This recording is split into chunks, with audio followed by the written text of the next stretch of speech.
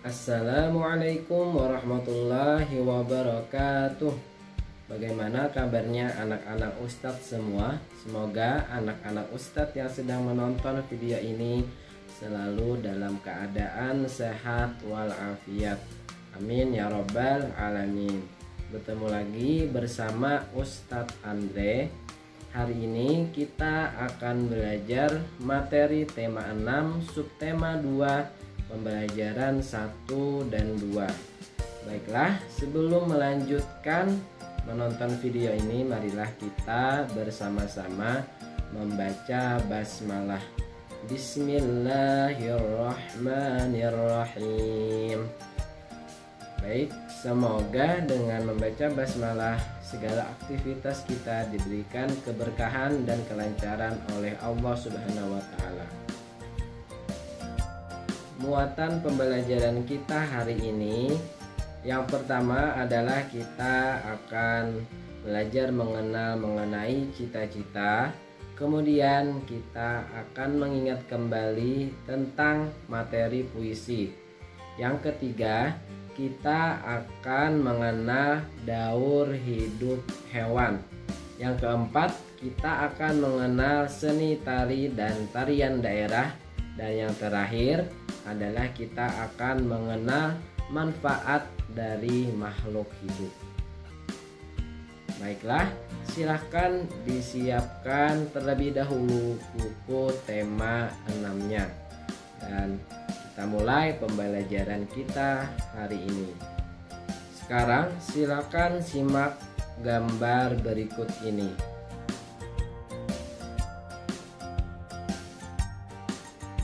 Apakah pendapatmu mengenai gambar tersebut? Gambar tersebut menunjukkan seorang guru yang sedang mengajari anak berkebutuhan khusus. Nah, untuk lebih memahaminya, marilah kita baca teks pada halaman 62, seorang guru anak berkebutuhan khusus.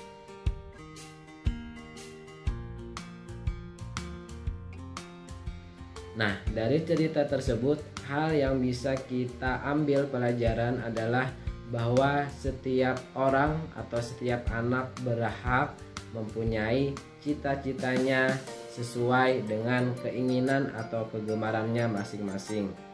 Apapun itu, yang terpenting cita-cita kita bermanfaat dan membawa kebaikan bagi sesama.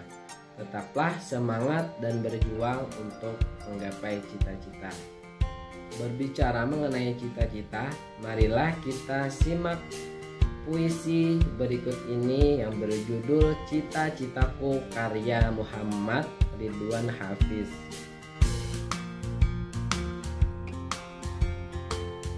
Baik, seperti yang sudah kita pelajari di subtema 1, puisi merupakan karya sastra yang terdiri atas kata-kata penuh makna. Di antaranya, puisi tersusun atas bait dan juga rima. Ada yang masih ingat?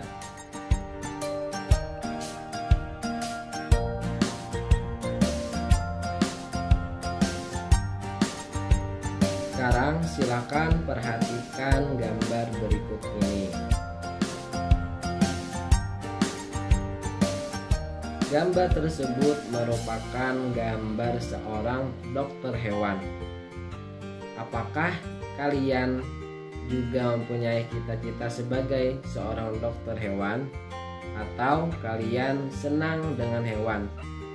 Nah, untuk menjadi seorang dokter hewan, tentunya kalian harus mengetahui segala hal mengenai hewan, termasuk juga daur hidupnya. Pada pembelajaran sebelumnya, kita sudah belajar mengenai metamorfosis pada hewan. Apakah kalian masih ingat?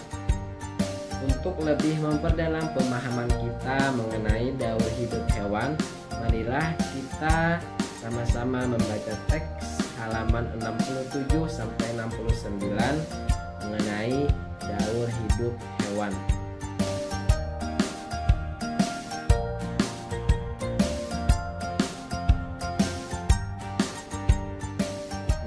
Ternyata setiap hewan memiliki daur hidup yang berbeda-beda.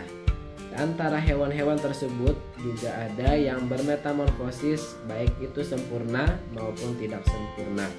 Coba kalian ingat lagi, hewan apa saja yang termasuk ke dalam metamorfosis sempurna dan juga tidak sempurna. Sekarang marilah kita perhatikan gambar berikut ini.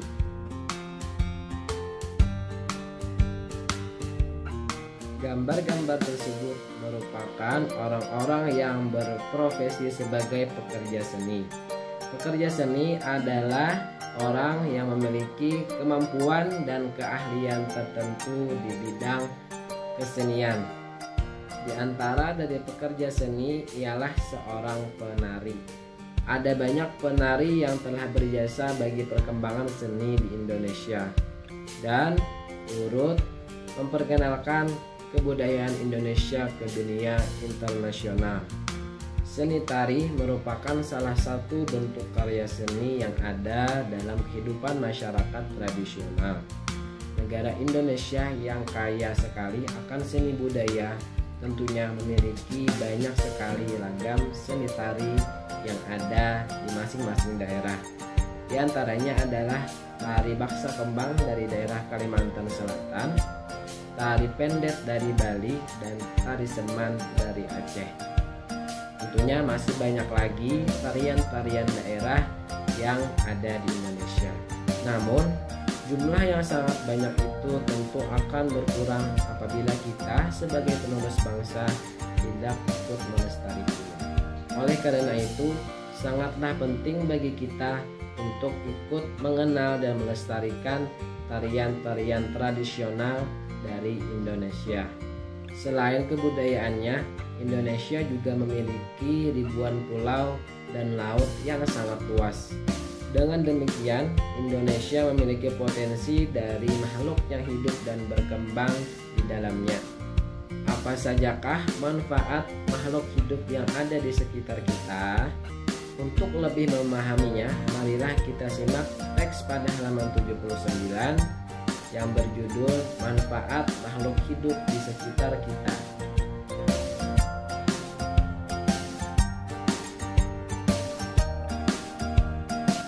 Berdasarkan teks tersebut, ternyata makhluk hidup memiliki berbagai macam manfaat. Di antaranya sebagai sumber pangan atau makanan, bahan sandang atau pakaian, peralatan rumah tangga, dan juga sebagai bahan obat-obatan. Nah, itulah pembelajaran kita hari ini. Kita sudah banyak sekali belajar dari cita-cita, kemudian kita juga sudah belajar mengenai puisi. Yang ketiga, kita sudah belajar mengenai daur hidup hewan. Kemudian kita juga sudah mengenal seni tari dan tarian tradisional Indonesia. Dan yang terakhir, kita sudah mengenal manfaat dari makhluk hidup. Untuk mengetahui sejauh mana pemahaman anak-anak Ustadz tentang materi hari ini, marilah kita mengerjakan tugas berikut ini.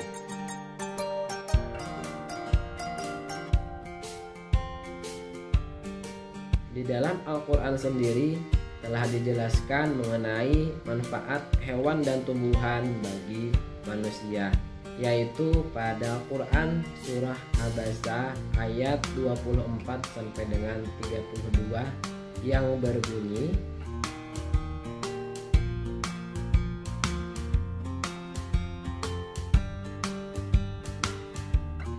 baik, mungkin itu yang bisa Ustadz sampaikan pada pertemuan kita kali ini.